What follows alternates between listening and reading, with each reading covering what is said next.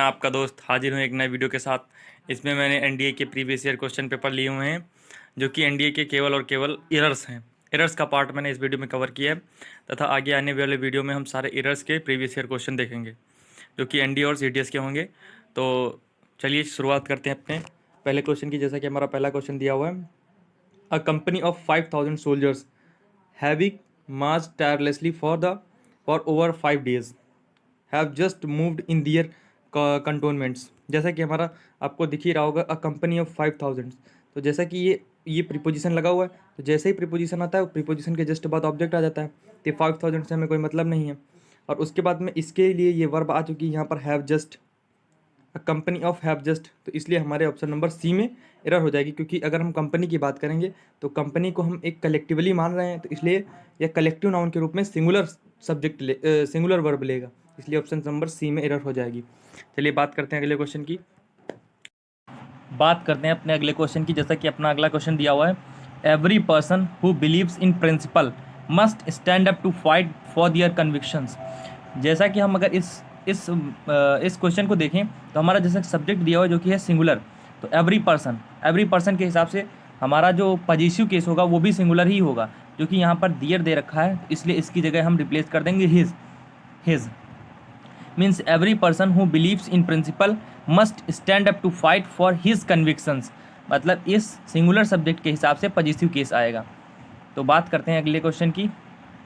जैसा कि हमारा अगला क्वेश्चन दिया हुआ है, third number, the Olympic games reflects the highest spirit of human Endeavour and achievements. तो जैसा कि आपको सीधा सीधा साफ साफ दिख रहा होगा कि जो हमारा ओलंपिक गेम्स लिखा हुआ है, ये जो ओलंपिक गेम्स लिखा हुआ है, यानी जो सब्जेक्ट है वो प्लूरल है, तो इसलिए वर्ब यहाँ पर प्लूरल होनी चाहिए। ये सिंगुलर वर्ब लगा रखी है, तो जब हम इसमें से एस हटा देंगे तो ये सही हो जाएगा। तो ऑप्शन नंबर ए में एरर हो जाएगा। बात करते हैं अगले की।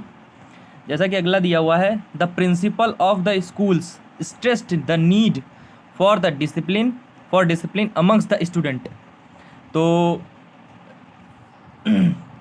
तो जैसा कि हमारा यहाँ पर ऑप्शन नंबर सी आपको दिख रहा होगा, तो हमारा इसी में एरर हो जाएगी, क्योंकि अगर आपको पता हो तो एक होता है एमंग, एक होता है बिटवीन, और एक होता है एमंगस्ट।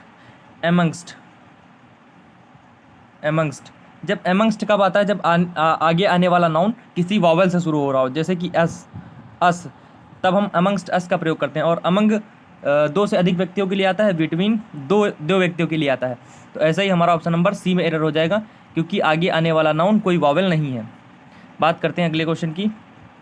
जैसा कि अगला क्वेश्चन दिया हुआ है 5 number, failure is the stepping stone to success, however successive failures are not successive stepping stones to success.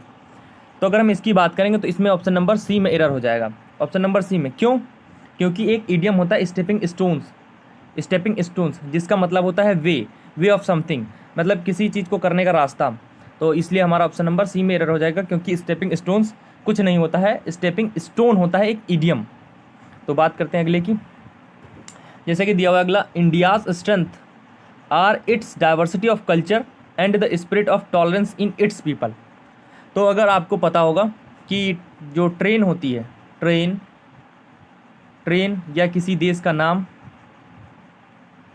नाम या शिप, जहाज, तो इनको हम फेमिनिन जेंडर में कंसीडर करते हैं, फेमिनिन जेंडर में। तो उसी हिसाब से जैसे कि देश अपना इंडिया दिया हुआ है, तो उसके हिसाब से यहाँ पर जो पॉजिटिव केस आएगा वो इट्स नहीं आना चाहिए, यहाँ पर आना चाहिए हर पीपल। क्या आएगा? Her people. बात करते हैं अगले की। जैसा कि अगला क्वेश्चन दिया हुआ है, once considered 9th planet of the solar system, Pluto is today listed as the largest dwarf planet of the solar system. तो अगर आपको एक रूल पता हो जिसमें कि जो ऑर्डिनल्स होते हैं, ऑर्डिनल्स के आगे द का प्रयोग होता है, जैसे कि फर्स्ट, सेकंड, थर्ड, अगर ऐसे लिखा हुआ है 9th, तो इस तरीके में ऑर्डिनल्स के पहले द का प्रयोग होता है। तो इसलिए ऑप्शन नंबर ए में एरर हो जाएगा, क्योंकि यहाँ पर 9th के आगे द नहीं लगा रखा है। बात करते हैं अगले की। जैसे कि हमारा अगला दिया हुआ है कि the greatest glory in life is to be able to realise one's dreams and ambitions without trampling on those of others. तो आपको सीधा सीधा दिख रहा होगा कि ये किसकी बात कर रहा है? वंस की, मतलब अपने ड्रीम्स को रियलाइज़ करने की। तो जो अपने के लिए यूज़ होता है वंस, वो होता है ONE ऊपर अपोस्ट्रोफी S वंश, इस वंश की यहाँ पर बात हो रही है, जबकि इस वंश की यहाँ पर बात नहीं हो रही है कि अपने ड्रीम्स और एम्बिशंस को रियलाइज़ करने की बात हो रही है। तो यहाँ पर वंश ONE अपोस्ट्रोफी S वाला वंश आएगा। बात करते हैं अगले की, जैसा कि दिया हुआ to be able to manage one's, ये वाला वंस की बात कर रहे थे। Anger is a reflection of an individual psychology maturity. तो अगर आप ध्यान से देखेंगे तो इसमें भी आर्टिकल की ही एरर है, आर्टिकल की ही एरर है, क्योंकि जैसे कि to be able to manage one's anger is a reflection, किस तरह का रिफ्लेक्शन है? एन इंडिविजुअल साइकोलॉजी मैच्योरिटी, मतलब एक जो व्यक्ति है उसकी इंडिविजुअल साइकोलॉजी मैच्योरिटी को शो करता है। तो यहाँ पर ए की जगह द का प्रयोग होना चाहिए। आपने एक रूल पढ़ा होगा कि the plus noun plus of plus noun, अगर ऐसा होता है तो हम ऑफ के जस्ट पहले द का प्रयोग करते हैं, तो उसके हिसाब से यहाँ पर हम ऑफ के हिसाब से यहाँ पर द का प्रयोग कर लेंगे, मतलब द रिफ्लेक्शन होना चाहिए। बात करते हैं अपने लास्ट क्वेश्चन की। ये तो बहुत ही सिंपल है, जिसमें कि ये एन लगेगा यहाँ पर, ऑनेस्ट के आगे एन, यहाँ पर सही दे रखा है, इसी को हमको यहाँ पर कॉपी करना है, एन लगा देना था। तो मिलते हैं अगले वीडियो में। Thanks for watching. जय हिंद दोस्तों।